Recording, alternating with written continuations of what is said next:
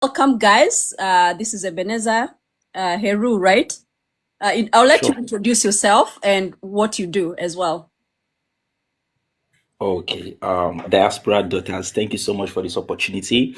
As you know, okay, my name is Ebenezer Heru, and I'm into the teaching of African and Kemetic history.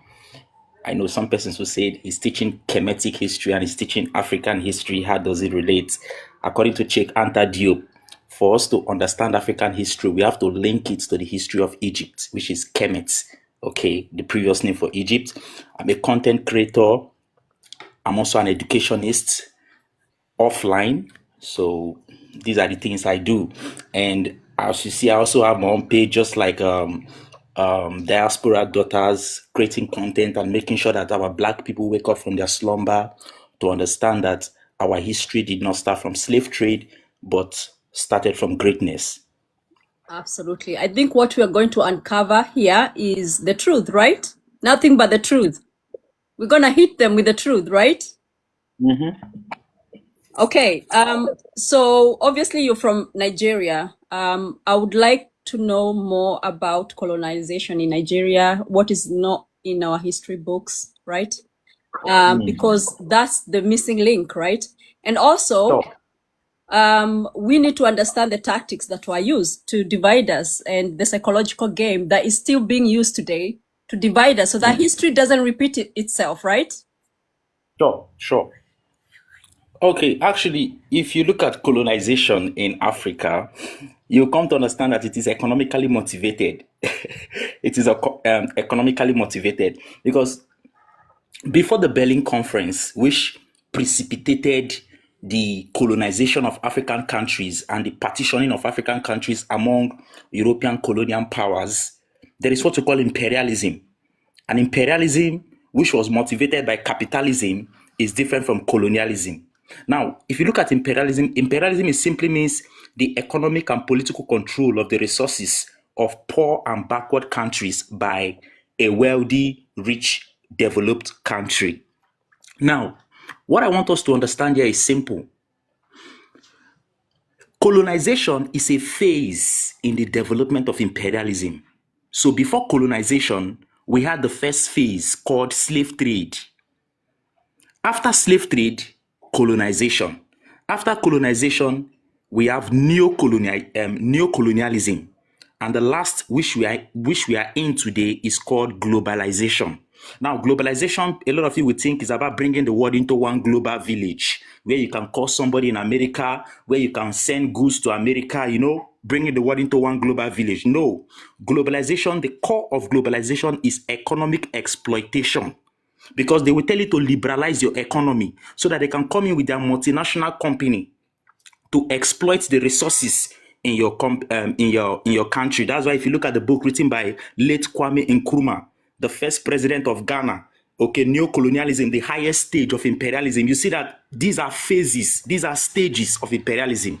Now, basically, today we are looking at colonization as a phase of imperialism. You see, we have to understand that there was an economic downturn in Europe. The European Industrial Revolution have already started in Britain. So they needed to exploit the resources in third world countries in order to improve the economy of their countries. Now, there is a man named Karl Marx.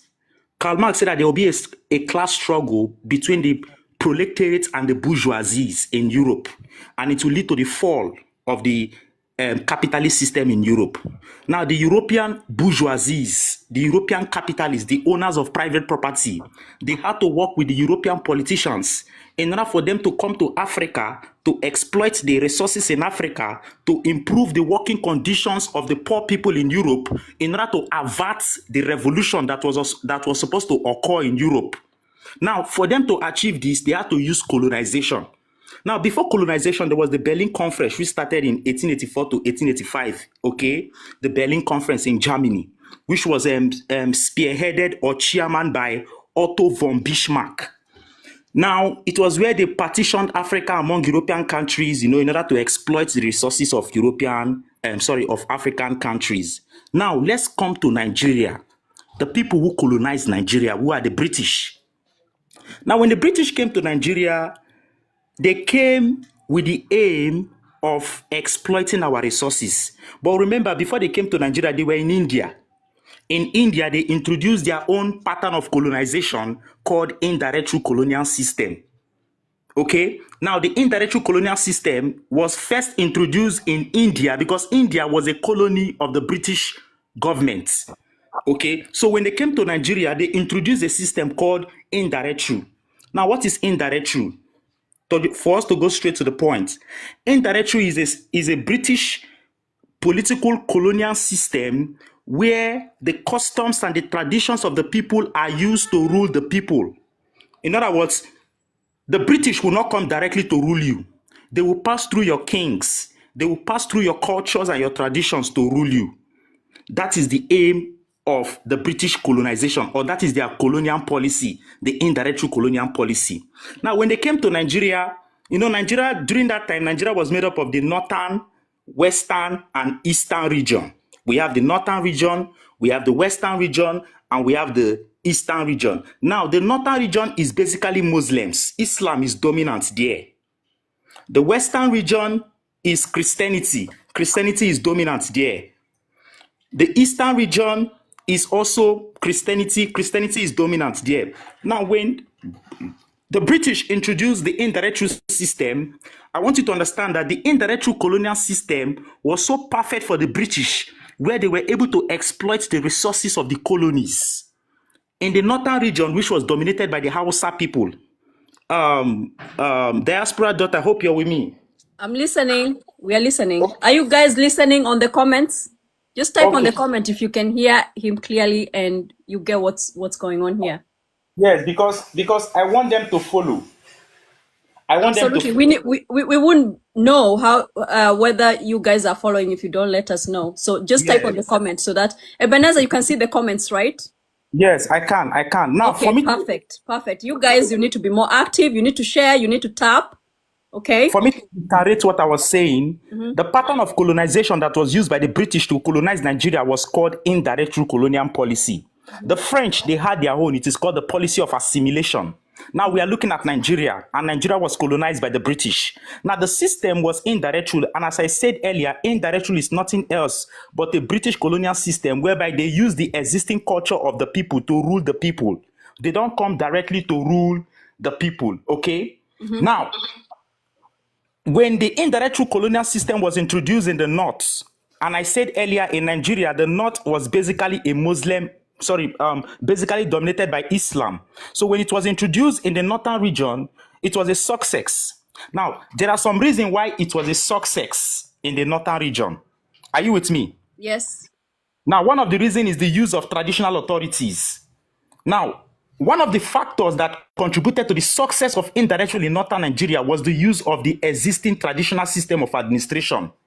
Now, the British recorded a huge success, mainly because they used the highly developed traditional system of administration that was already in existence in the northern region, which is basically all about the indirect rule system. Now, another reason why it was successful was the autocratic nature of the emirs. Then in Nigeria, the north was dominated or was ruled by people they call the emirs, the spiritual and the political head of Islam in the northern region. Now, I want you to understand that it was a success because the emirs were dictators, they were autocrats, okay? And the emirs were very influential and they had unlimited powers to the extent that they could sentence to death any of their subjects who disobeyed them. So the British had to pass through this kind of people to rule over the subjects, okay, their emirs, and so it was a success. One second, Ebenezer. Sorry for breaking your flow, guys. Please type which country you're from, and then try and connect the story with your country as well. Comment so that we see you're following, and ask questions as well. Go on. Now, another reason why it was successful in the north was religion. And the religion, as I told you earlier, was Islamic religion, right? Yeah. So you see, Islam was the dominant religion the people in the north had, okay? Islam, by its nature, is a conservative religion, and as a result, helped greatly to make the people of the area to be more obedient. That created room for the success of the system of indirect rule. Now, the last of it is the submissiveness of the people. You see, This made the people of the northern region to accept the indirect rule system wholeheartedly without questioning, because the people were submitted to their autocratic leaders. I don't know if you understand what I'm saying. So the system became a success. But there was a problem when the system was introduced in the western region. Now, the western region in Nigeria is dominated by a people we call the Yorubas. And I want us to understand that the Yorubas are very educated people. I'm not from Yoruba, but the Yorubas, they are even older than Adam and Eve. The Yorubas are they are older than Cain and Abel. They are older than Abraham. They are older than all the biblical characters, both in the Torah and in the New Testament. They are older than all of them. In fact, when it comes to the science of astronomy, when it comes to the study of the movement of the stars, the moon, the planet, and the sun, our African ancestors, apart from the Dogons in Mali, the Yoruba people in West Africa, who are basically in Nigeria, okay, they are one of the people who are so great, who are so, in fact, we call them the astutes of astronomy. They are astute of astronomy. Ebenezer, they stole that knowledge, like the computer, technology that they have now from the Yorubas, right? Of course, not just from the Yorubas, from a people we call the Dogons. The Dogons are in Mali today. Today, if you look at, I'm sorry, I'm trying to digress, but the point is that if you look at astronomy in African university, astronomy is basically a child's play today. Many of the department of astronomy in African universities, they are not accredited because nobody is thinking of how to study the movement of the stars, the moon, the planet. We are thinking of how to look for food to eat. We are thinking of how to get a job. Okay, there is no time to acquire knowledge, but our African ancestors were deeply into this for thousands of years, even before a place known as Greece. Even before a place known as the Roman Empire came into existence. In fact, the Europeans were not even known in history. Diaspora daughters. The Europeans were not even known in history during this time when the Africans were studying the movement of the stars in the science of astronomy. Why am I saying this? Look at Europe. The name Europe was named after a black woman named Europia from Phoenicia, okay, who was kidnapped by Zeus because this black woman was so beautiful. The black woman of of Phoenicia was so beautiful. She was a princess. Her father was a king. Okay, they took Zeus, kidnapped this woman, or let me use the right word. He eloped with her and married her. So it was from there they got the name Europe, from a black woman like you looking at me right now, from a black woman, Europa. So all this time, Europe. In fact, the only time we heard of the Europeans, I know this one will surprise some persons. Could you believe that the only time we knew of the Europeans in history was around 833 BCE? Why did I say so? 833 BCE was the first time the Europeans started writing. And the first book of the Europeans is called the Iliad and the Odyssey. And the Iliad and the Odyssey was written by an European boy named Homer. Homer. Homer. Okay? Homer. Now, why did I say that was the first time we knew of the European? Because in history, people are known only when they started writing. And the first time we heard of the European was when they wrote about the Iliad and the Odyssey. But that is probably, if you allow me, that will be a second segment of this where we are going to talk about the civilization of great people. Now, let us still look into the colonization of Nigeria. Now, I'm done with the northern parts, how it was a success. I mentioned use of traditional administration, autocratic nature of the emirs, okay, religion, which is Islam. I mentioned submissiveness of the people. These were the reasons why it was successful in the northern part of Nigeria. Now, let us look at the western part of Nigeria. You see, when the system of indirect rule was introduced in the Yoruba land, which is the western part of Nigeria, okay, the Obas, because that is the name of the kings in Yoruba land in the western region, the Obas were used like the emirs in the northern part. I told you, indirect rule, they will pass through the rulers, isn't it, to rule the people. Now, the system did not prove as successful as it was in the northern region.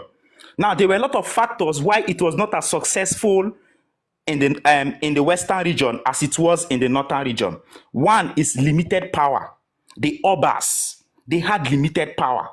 Okay, they don't have this autocratic power as the emirs in the north. So the people were able to question their government. They were able to question the ethics and ethos of colonization. Okay, now another reason is education. You see, education played a significant role in the partial success of the system of indirect rule in the western part of Nigeria, which was dominated by the Yorubas. Now, during that time, the system was introduced as in this intellectual system, which was introduced by as into the Yorubas, what made the Yoruba people to question the system, because the people were educated. And you know, when you are educated, you have the tool to question what is right and what is wrong. So they were able to question the intellectual system.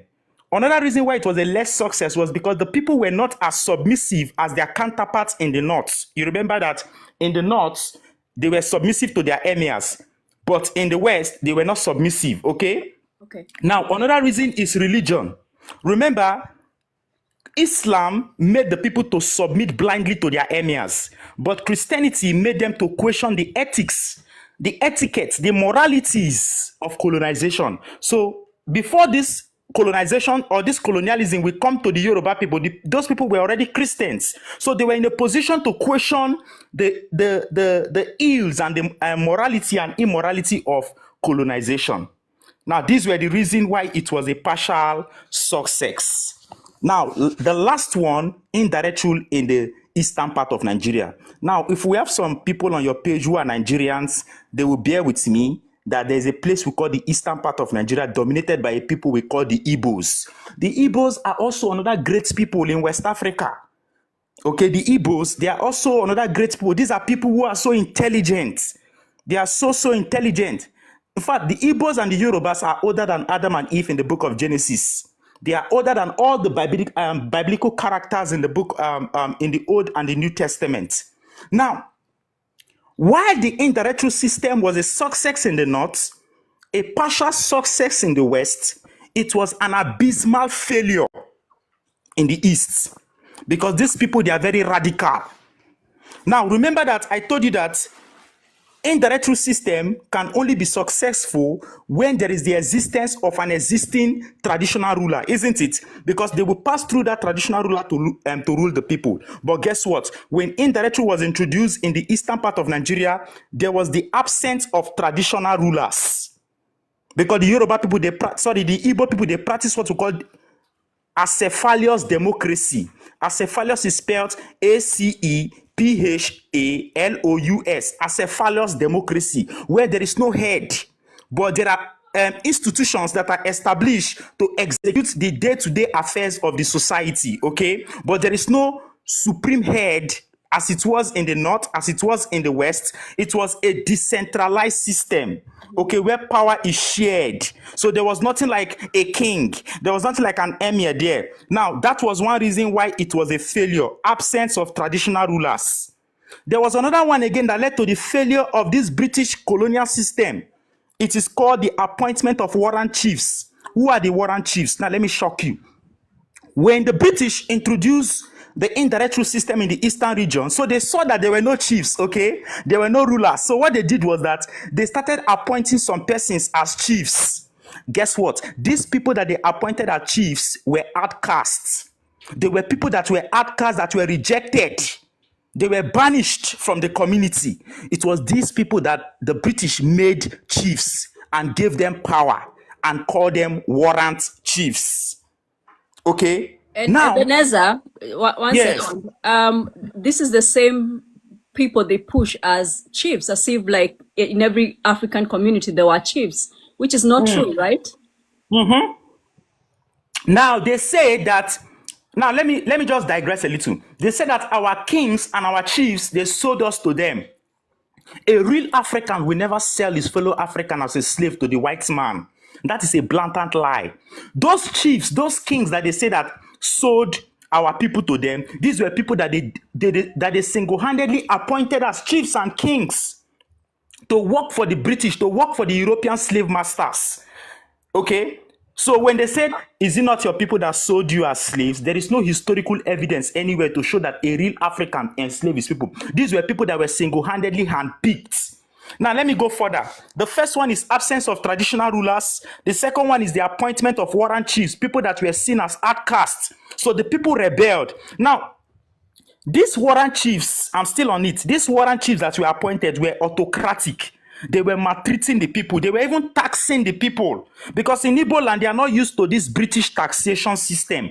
They are not used to it. So they were taxing the people. Later, the women stood up and rebelled against the warrant chiefs. In fact, that was even the last factor that led to the collapse of the indirect rule system. It is called the Aba Women's Riots, where some group of women stood up to rebel against the totalitarianism and the dictatorship of the warring chiefs, unleashing havoc on the people. So the women, they stood up, not the men. Black African women in eastern Nigeria stood up and rebelled against the British colonial system of indirect rule. That was what led to the Ebenezer, total.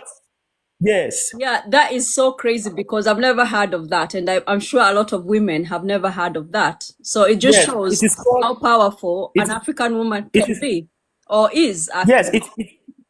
It is called the Aba Women's Riot of 1929. You can look it up online.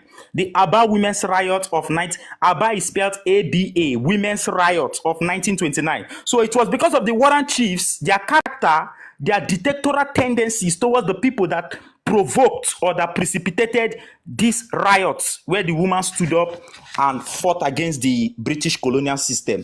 I don't know if you are, as in, if you understand what I'm saying. Yeah, we're Now, getting you. another reason why the system failed was because the people were not submissive. They were rebellious. Look at the riots. The women rebelled. That's why the system failed. Another is religion, Christianity. The people were already Christian, just like the Yorubas who were Christians also who rebelled.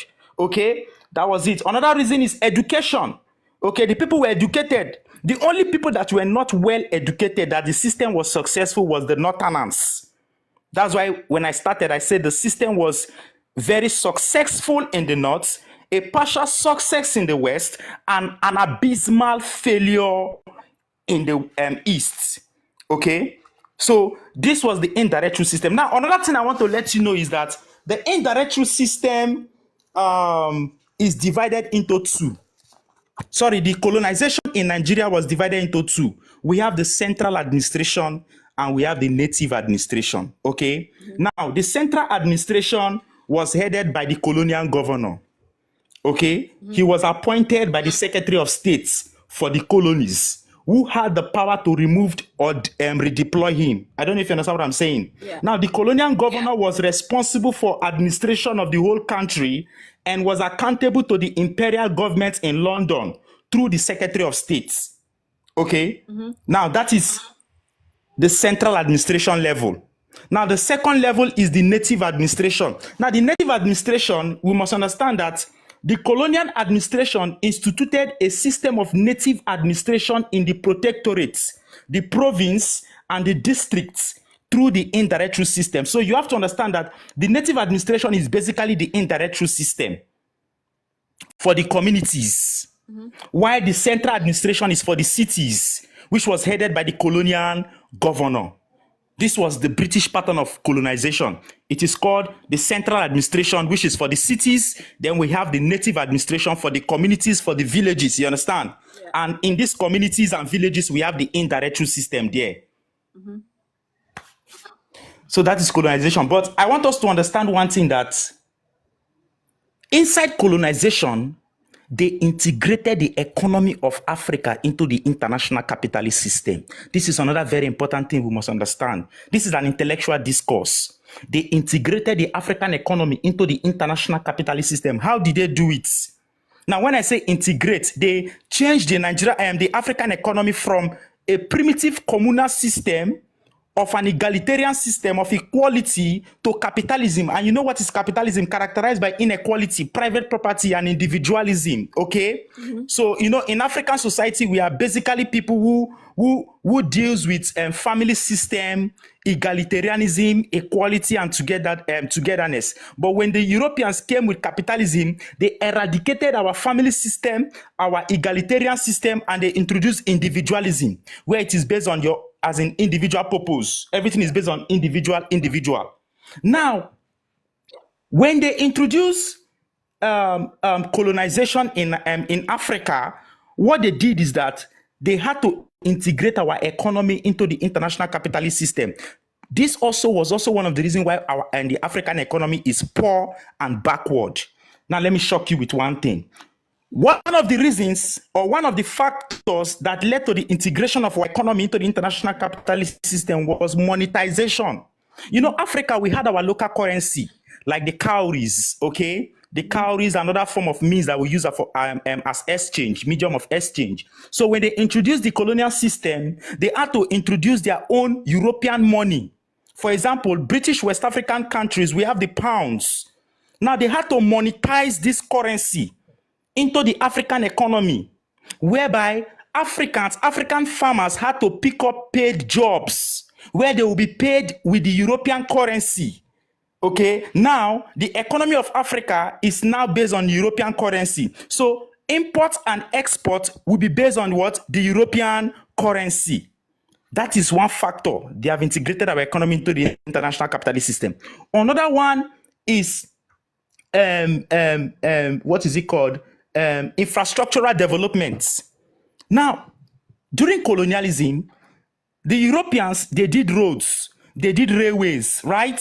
This colonial infrastructural development was not meant to develop us as Africans. Never. It was meant to facilitate the exploitation of the resources of African people to Europe.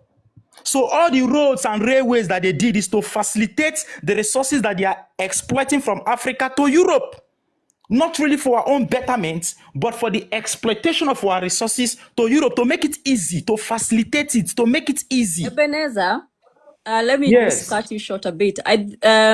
Most of us in school, we just learned about the good things about like colonialism and the infrastructure, and we saw it as a good thing because that's what we were told. We weren't told about the exploitation part of it, right? Okay. You see, that is, they told us that that the reason why they brought colonialism is to give us salvation. Just like slave trade, that without the colonial masters, we will still be in the bush, hunting animals, climbing trees like monkeys, black monkeys. These were the things that they were using to keep us mentally indoctrinated and brainwashed. You see, diaspora daughters, we have to understand that the Africans have already started civilization for thousands of years before anybody known as Abraham came into existence, came into the picture. Africans have already started what we call the Nok civilization, N-O-K, the Nok civilization. What is the Nok civilization? The Nok civilization was a kind of civilization where huge sculptures were made from terracottas. These were the sculptures that the British people took to their British Museum in Britain. They took to their Louvre Museum in France, in Paris. But they say we are diabolic. They say that our ancestors are not crafted. Our ancestors are not experienced. There is what we call the Benin Wall. The Benin Wall in Nigeria, in West Africa, is older than the Chinese Wall, 10,000 years older than the Chinese Wall. It was the British who destroyed it. The Africans were into the science of architecture and engineering, where we were able to build the first skyscraper in the world. And as I speak to you, diaspora daughter, the first skyscraper, which we call the pyramid, is still standing till today in a place in Egypt we call Saqqara. This pyramid is older than the biblical Tower of Babel. There is no evidence of the biblical Tower of Babel, but we have evidence of this pyramid still standing in a place in Egypt called Saqqara. It is called the Step Pyramid of Zoza. It was built around 2780 BCE. That's right. Around the Egyptian Third Dynasty by a great black African Egyptian named Imhotep. It is still standing. Our African ancestors were so great. That was why they gave civilizations to the Europeans. The Moors went to Spain, they went to Portugal, they went to southern France, and they gave civilization to the Europeans. Europeans were not well educated. They don't even have a standard education. European women, they bathe once a year. Today, they come to tell black women that they are the cleanest, that they are the most neat people in the world. No, they bathe once a year. It was African women from Ethiopia, from Nubia, from Egypt who taught them how to bathe regularly using soap invented in Africa, inside of Africa. They don't even have a standard education. The oldest university that is older than Oxford and Cambridge was built by our black African ancestors. It is called the University of Salamanca in Spain. Our African ancestors built 600 public bathrooms for the Europeans. They don't even know. In fact, the Catholic Church said that anybody who go into the science of numbers, which is numerology, is an antichrist. It was black Africans who came with the science of numbers. Europeans, they don't use numbers. They use Roman figure. It was Roman figure that they were using. It was Africans who introduced numbers to them, Africans and the Arabs. See, the professors, the teachers, the lecturers, in fact, the first teachers of Oxford and Cambridge universities, they sat on the feet of our black African ancestors in Spain, in the University of Salamanca, to learn how to start up a university system. This is a recorded fact. Go and get that book by Ivan van Satima, When the Moors Ruled Spain. There you're going to see how our African ancestors, in fact, this was the second civilization we gave to them. The first civilization we gave to them was when their people like Socrates, people like Aristotle, people like Pythagoras, the one you're calling the father of mathematics, but he's not the father of mathematics. He's not the owner of the Pythagorean theory in mathematics. The Africans were so good in buildings. You know, if you want to go into building, structure, architecture, you have to be good in mathematics and calculation. The Pythagorean theory was already in the Egyptian mystery system, where our African ancestors, they used it to build the pyramids and the structures you see in Kemet, the former name for Egypt, which means the land of the blacks, before they changed it to Egypt.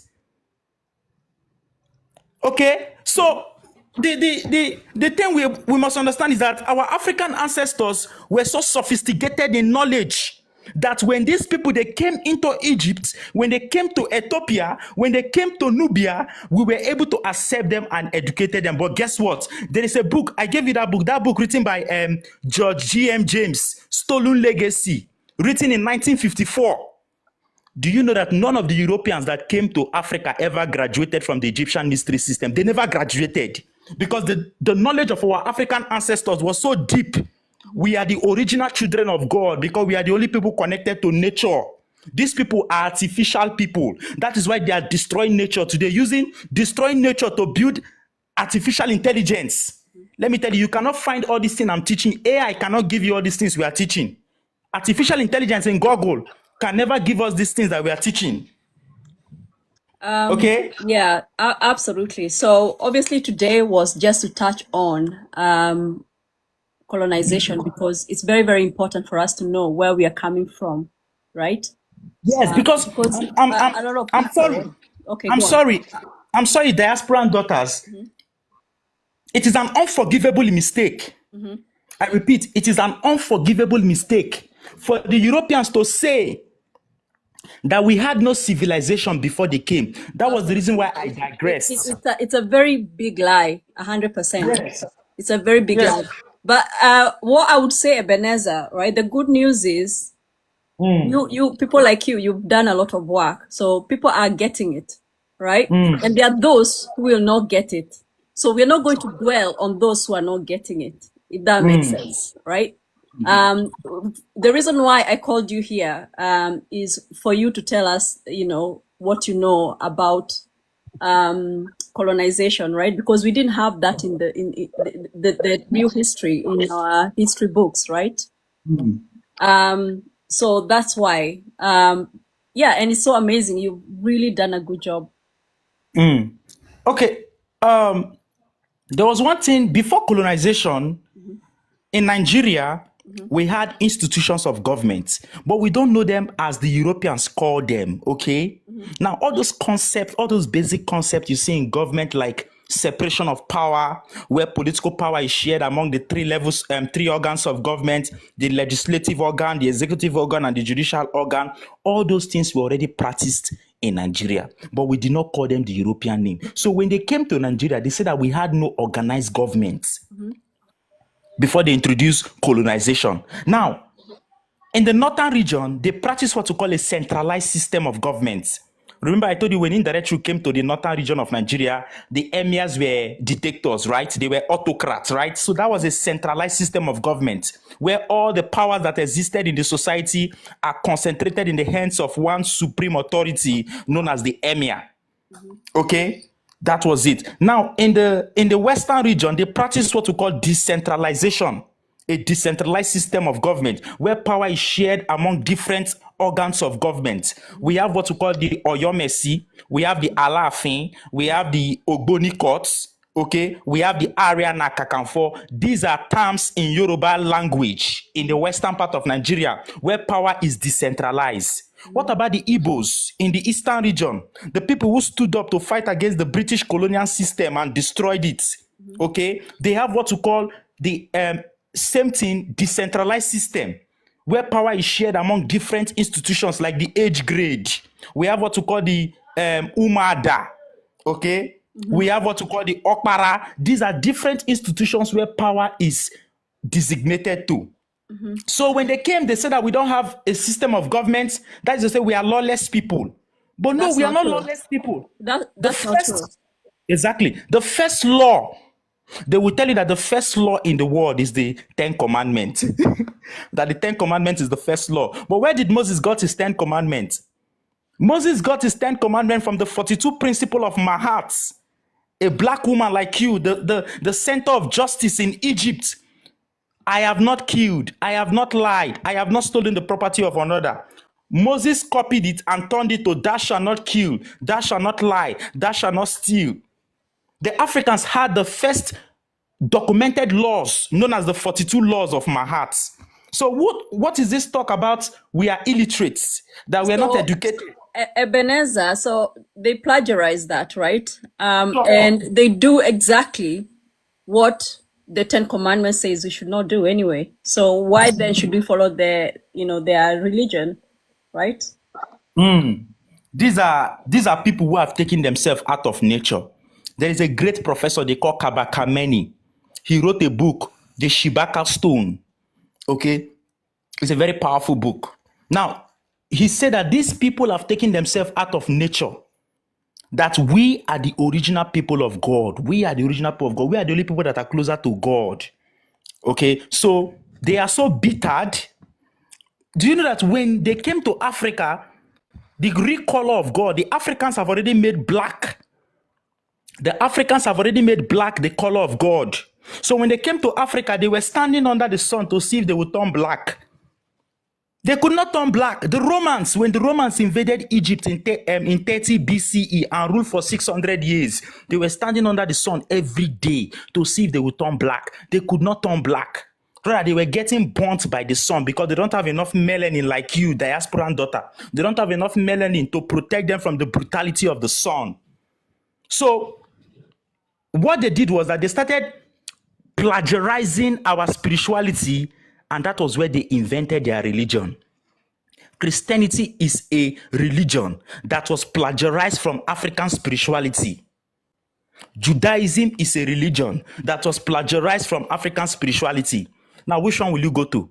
Spirituality or religion? Spirituality, because that is the origin. Ebenezer, this is a question people ask, right? They ask, where were our gods, and why were we easily? By the way, people don't tend to realize how much we fought, right? Like what you've just told us about the women in Nigeria who fought, right? Yes. So I need you to connect it to what is happening right now, Ebenezer, because people don't even know what is going on. There's an awakening happening right now.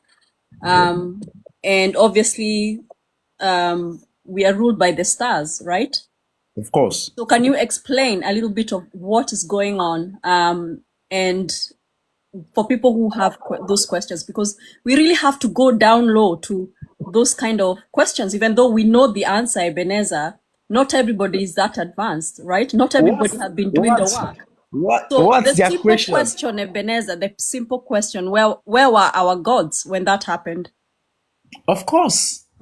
We are people that are so natural. We are natural people. We are people that we are not slave masters. We are not invaders. We don't impose things on people. So that was why when people were coming to us, we accept them with alacrity, with enthusiasm, with excitement. We trust them, right? Yes. We are people we trust people. We are kind. Yes, it's our kindness and our goodness. Yes. That's what caused. Yes, we are so kind. So that's why you see that we also fought back, and our gods and goddesses stood by us. But we had a lot of work to do. Like in the Mau Mau, right? We didn't have specialized. Yeah, those are my ancestors.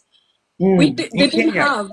Yeah, they didn't have a lot of weapons or sophisticated weapons, but we won, didn't we? Right. So those are our gods helping us. They relied on our gods. you know? What about in Ethiopia, the Adwa War, where that we defeated the Italians? It was our gods. We even defeated the Hexos. When they came, they ruled us for 108 years in Egypt, a part of Egypt. But at the end of the day, we defeated them. Okay, these are people, these people who are asking this question, their problem is that they don't know, they don't have time to read history. Why do they fear that we are powerful? Like, why do black people fear that we are powerful? Why don't they want to get that? Or why did the Europeans fear that we are powerful, or why did our followers? No. Some of our own people, they fear our own power. That's the thing, Ebenezer. So that's why they're asking those questions. That's why they don't want to hear, some of them, not all. Right now, people are waking up, which is doubtfully a good thing. I think religion is a major factor why they are scared. Religion puts you in fear. It puts you in bondage. When you feel that this thing is not in line with your religion, you get scared. You call it diabolic. If we tell our presidents in Africa today to swear by our gods and goddesses, they will be scared. But they want to swear by the Bible and the Quran because they know that those things are powerless. It will not do anything to them. So when you see somebody following the line of our ancestors, they will call you a native doctor. They will call you a herbalist. They will call you names and they will be scared of you because they know that is the truth. People are scared of the truth, but they want to run to the lie. Okay, so Christianity, Islam, this foreign religion has made them to believe that anything from African spirituality is diabolic, is witchcraft, is black magic. So they are scared of it because they have been brainwashed to believe, they have been made to demonize the tradition of their African ancestors. Wow. Okay. And if you don't have the backing of your ancestors, you're on your own, right? Of course. I don't need to go to church to believe that I'll be favored by the European god known as Yahweh. Who is Yahweh? Yahweh is Zeus. Who is Zeus? Zeus was copied from Amen-Ra in Egypt. They all copied it from African spirituality, from my ancestors. Okay? They all copied it from my ancestors. The story of Jesus was copied from my ancestors, Horus or Heru. The story of Mary was copied from my ancestors, known as Isis, the black woman that was worshipped in Europe by European women. Ebenezer, they also have the Black Madonna that we never get to see in most of the parts of Europe, but they are hidden in there. Isis. That's Isis. That's Isis. Isis and her child Horus. Yeah, they were worshipped by European. Have them hidden in their cabinets and stuff, right? In Europe and stuff. A professor from Senegal, late Cheikh Anta Diop, he wrote a very powerful book, Civilization or Barbarism. He said that if you go to the Vatican, to the Catholic Church, the Vatican City, if you go underground, you're going to see the Black Madonna. The Pope of the Catholic Church go to the Black Madonna. He knelt down to the Black Madonna to kiss the feet of this black woman. And there was also another video going around of the Pope kissing the feet of the Sudanese elders or something. Did you see that video? Yes, I saw that video. He knelt. I think so. They're not questioning what's going on there. Sorry, was that the Sudanese president? I think they must have been royal or something, from the royal line or something, or they know. We don't know the truth. Most of these people. There is something they know about us that we don't know about ourselves. Exactly. That's exactly what it is. There is something they know about us. That's why they are making us to be distracted. They don't want us to know our history, so they do everything to make us to be distracted on social media. You see these things. Why would Pope, the biggest figure in Christianity, bow to African men, right? And this happened just, it's a year ago. Was it 1 year ago or a few years ago, right? That was 2 years ago. Yeah, and that video was going around and nobody's questioning it. They know that black is the most powerful color in the world, and all human beings came from black. Even Queen Elizabeth, before she died, she said our ancestors are black. I'm talking about Queen Elizabeth II. She said our ancestors are black. All human beings now living on it came from you, the black woman, and came from me, the black man. So Ebenezer, what would you say is the solution now? What's the way forward? There's a big awakening obviously happening thanks to people like you who have been fearlessly sharing this information. Okay. So what would you say is the way forward for us as African? Okay, we cannot depend on our education system to help us because we know that they are colonial system. Their curriculum is colonially oriented. We are going to depend on ourselves as individuals who are awakened, who are enlightened, using our platform, using our write-ups, using our videos and our contents to wake up the dying soul of the black man and the black woman, to wake up from their deep slumber, to understand that this is the truth, this is the line, this is the path that their ancestors followed and they should follow. I think we have to educate our people individually, just like you're doing on your page. You're doing a wonderful work. I can see on your page, you're doing a wonderful work, black woman. You are. Okay, you're really waking up our people all over Africa, and it's something that is very sacrosanct.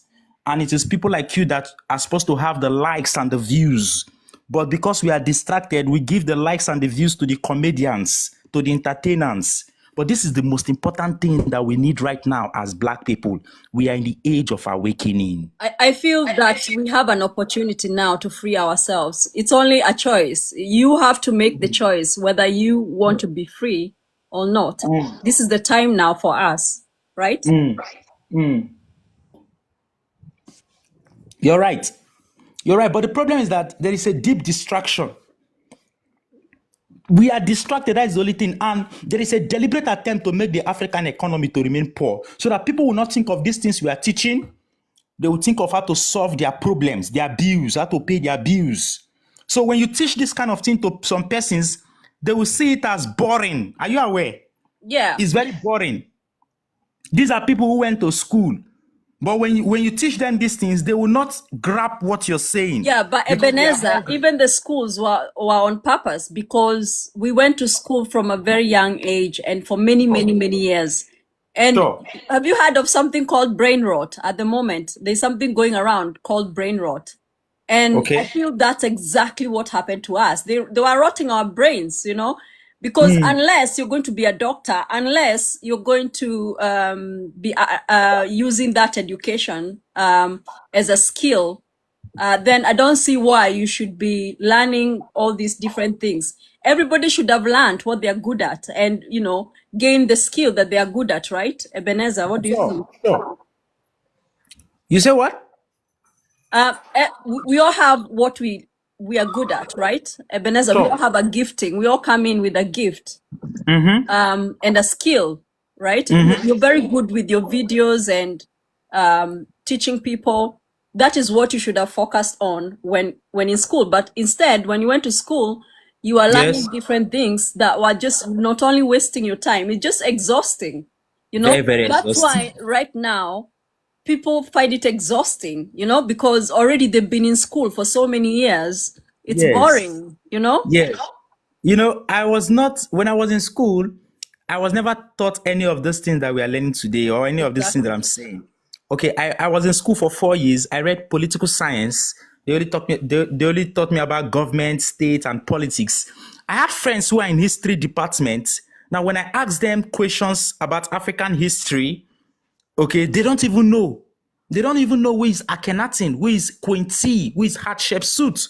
Okay. Because the education system was colonized as well, right? It was about, whitewashing everything and making us believe that they were everything. They invented everything. And, they're good people and everything. But it's not true, You're right. You're right. But the thing is that, as I said earlier, the educational system cannot give us the awakening and the change that we want. It's we as individuals that will bring about this change. You, me, and other people who are passionate about what we are doing that will bring about the change. That's the simple truth. And if we keep doing it consistently without getting distracted, we are going to achieve that purpose of awakening, of liberating our people. Thank you, guys. What we are doing, what we are doing is what I call intellectual revolution. An intellectual revolution. Now, by the time we achieve 100% of the intellectual revolution, we are going to bring the intellectual revolution from our brain down to our hand and materialize it and bring about the actual revolution. Absolutely. Okay. Yeah. So guys, if you have any question for Ebenezer, oh my God, you've been so amazing. You are born to teach. And it's amazing. A lot of people pay a lot of money to go to these lectures, in universities, these big events and everything, but you can't get such kind of information that is so empowering, right?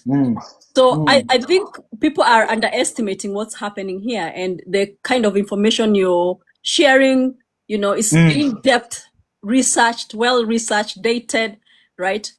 The problem with our people is if a Caucasian is right here and is giving the same kind of information, people will believe, Ebenezer. Exactly. People will Exactly. believe, but because it's you, they are just taking it for granted. Of However, the course. good news is a lot of people are waking up.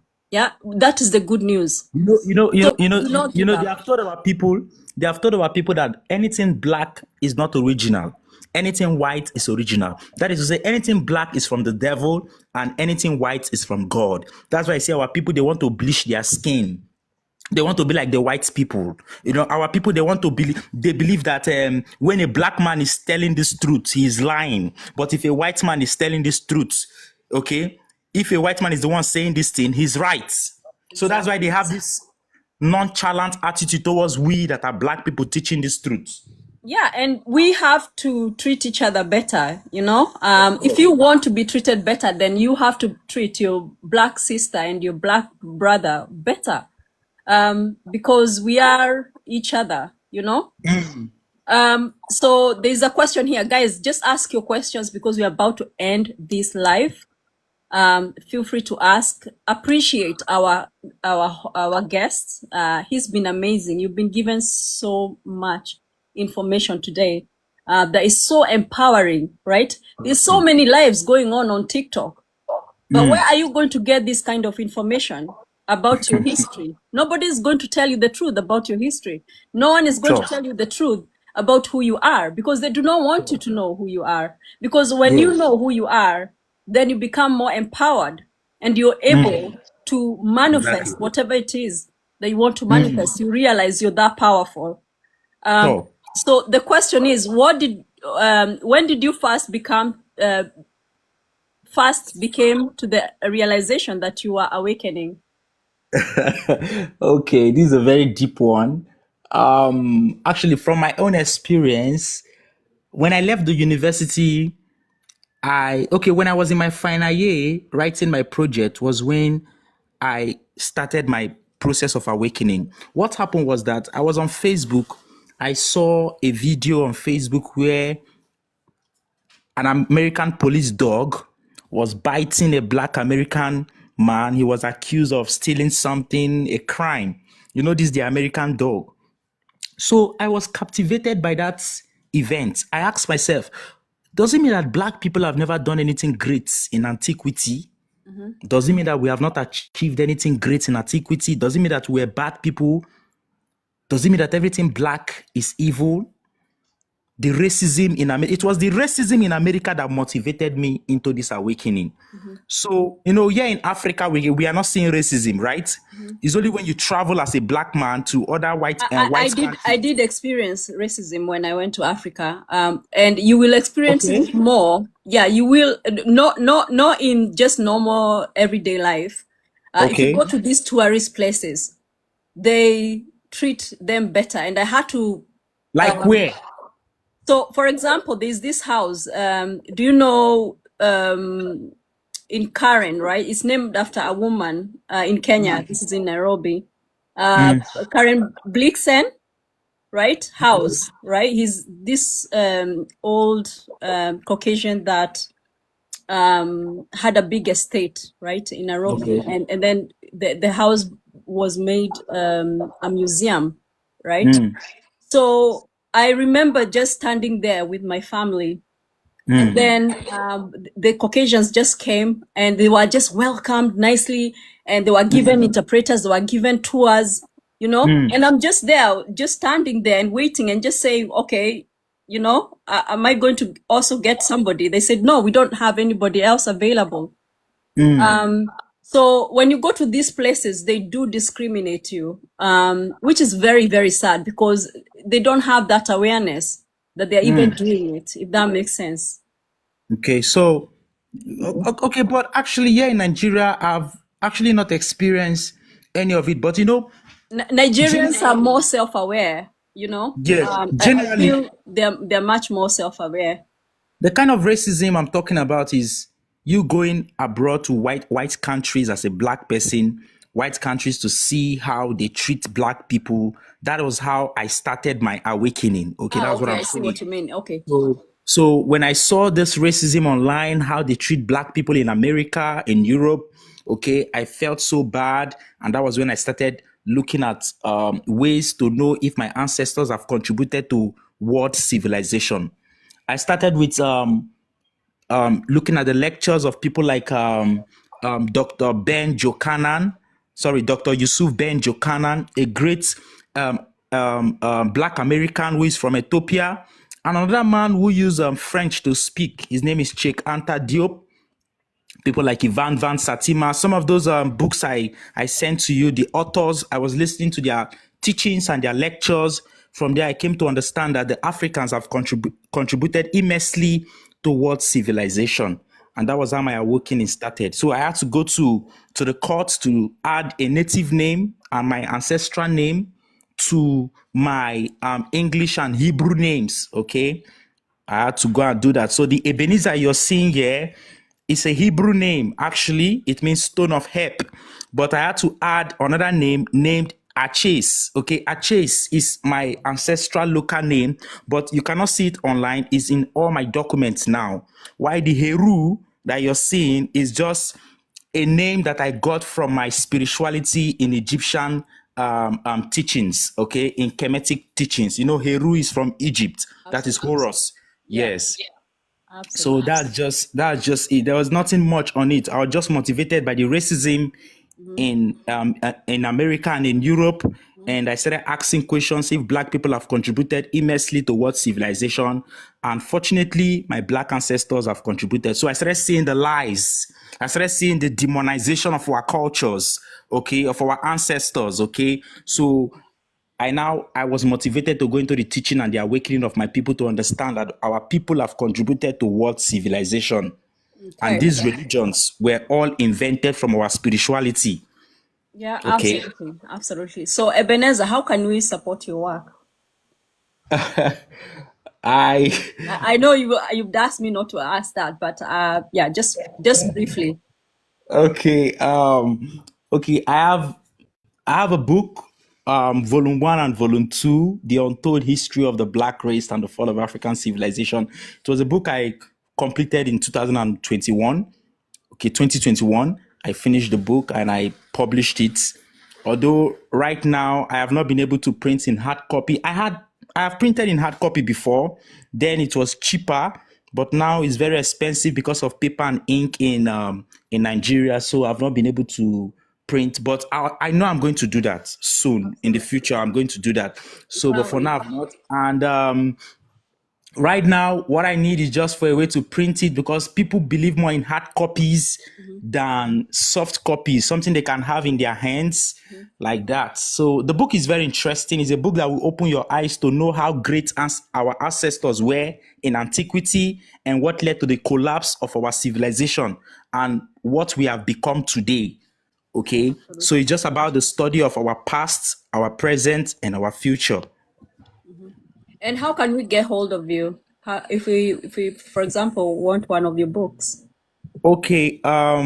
If you send a message to my inbox on TikTok, I'm going to let you know how you're going to get it.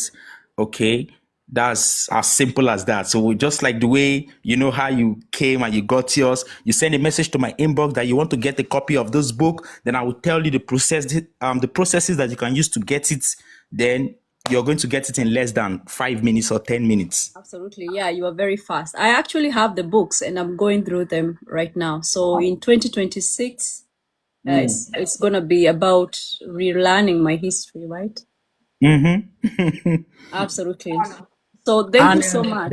there's brother and daughter, please. I have to also acknowledge your work. Honestly speaking, you know, I have never clicked on your page. I'm sorry. It's okay. It's fine. It was yesterday. I clicked on your page. I was like, I was like, wow, she's doing something great.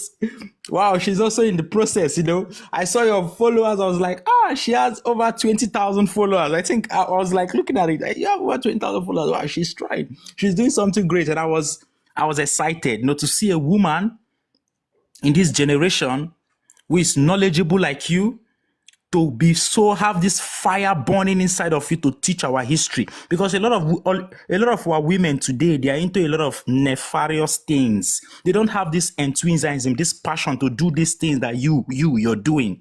They can't do it, okay, because they are distracted. But I want to say thank you so much for having me here, and I'm so much grateful, madam. Thank you so much. So when are we gonna come to your events? Because we need events to be able to learn these things. Your seminars. You mean online? No, it doesn't have to be online. It can be online if you want, but yeah, I think physical events as well. There was a time that was 2022. I was attacked, because I used to show my face. I used to show my face. I was attacked and I was abused. I was molested. Like when I say molested, like I was like confronted physically, physical attack. Yeah.